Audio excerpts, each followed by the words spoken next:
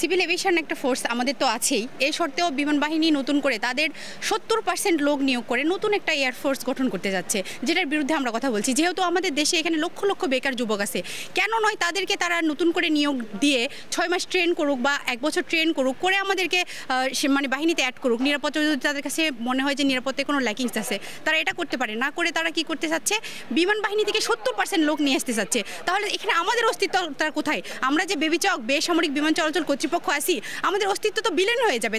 তারা যদি 70% আসে, আমরা যদি 30% থাকি এমনিতেও, তাহলে আমরা কোথায় যাব? আর এখানে যেখানে দেশের লক্ষ লক্ষ যুবক বেকার, সেখানে কেন তারা ডাবল চাকরি করবে, ডাবল পেমেন্ট পাবে? কেন তারা ডাবল পেমেন্ট পাবে? কেন দেশের যুবকরা নয়, কেন কোয়ালিফাইড লোক বাংলাদেশের মানুষের প্রতি কি তাদের আস্থা নাই? যেই লোক যারা দেশে ভাষার জন্য জীবন দিয়েছে, সেই লোকদের প্রতি কি তাদের আস্থা নাই? তারা কি পারে না এই যে যুবক যারা আছে বেকার, তাদেরকে নিয়ে এসে ট্রেন করে নতুন করে বিমান বাহিনী গঠন করতে? কেন বিমান বাহিনী থেকে নিয়ে আসতে হবে? কেন তারা ডাবল পাবে?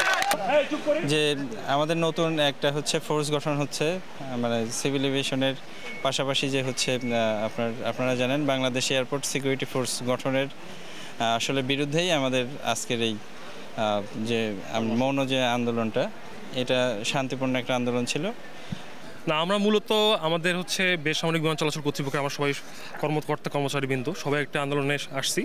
আমাদের দাবিটা হচ্ছে এটাই যে আমাদের প্রতিষ্ঠান মানে সামরিকরণ আমরা মানব না। একটা বেসামরিক প্রতিষ্ঠান কখনোই সামরিকরণ হতে পারে না, এটা আমাদের ইন্টারন্যাশনাল সিভিল এভিয়েশন অর্গানাইজেশনও বলা আছে। আর সামরিকরণ যেটা আসলে যেটা অসুবিধাটা হচ্ছে, কারণ এরা হচ্ছে প্রতিদিন দৈনিক ভাতা, পোশাক ভাতা পাচ্ছে, হ্যাঁ, তারপরে এরা সকল বিদেশ সফর, তারপর হচ্ছে সকল ধরনের সুযোগ সুবিধা পাচ্ছে, কিন্তু ওরা নিজেদের প্রতিষ্ঠানও পাচ্ছে, আমাদের প্রতিষ্ঠানও পাচ্ছে। অথচ যেহেতু ওরা সবাই পেশনে আসে 2-3 বছর পর চলে যাচ্ছে, কিন্তু এই ইনভেস্টমেন্টটা যদি আমাদের উপরে করা হয়, তাহলে আমরা আরও লং টাইম অনেক ফ্রুটফুল একটা সার্ভিস প্রোভাইড করতে পারবো। এটাই আমাদের দাবি মেন, যে আমরা সামরিকরণটা মানি না।